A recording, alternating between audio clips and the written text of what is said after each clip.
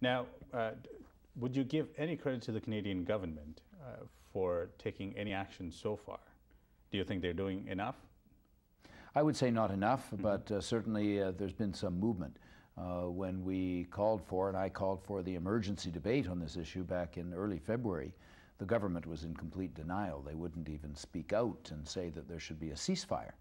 It was almost as though they were siding with the government of Sri Lanka. But I think the fact that there was an emergency debate provoked them to take the beginnings of a more neutral position.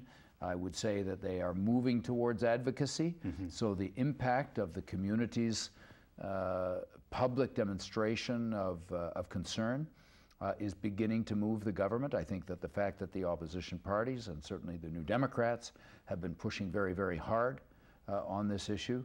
Of course, it's not as though it's anything new. The conflict has been going on for some time, and we were disappointed when the Liberals were in power under Mr. Martin that they weren't more forthcoming in calling for solutions here.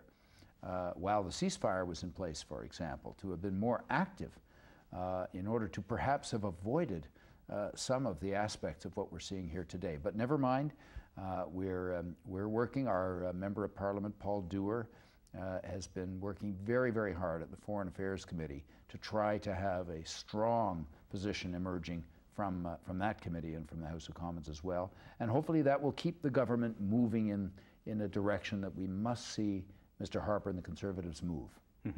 Now, Minister Bevoda made a trip to Sri Lanka, which was a huge move on the part of the Conservative government.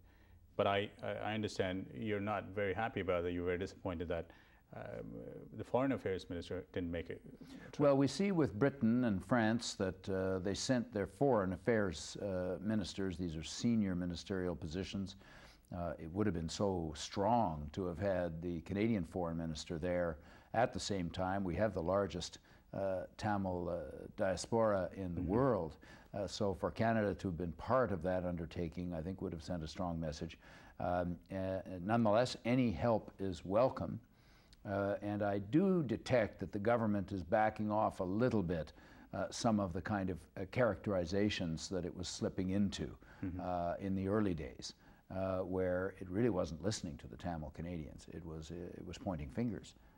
And it's unfortunate because we lost valuable time and opportunity for influence there.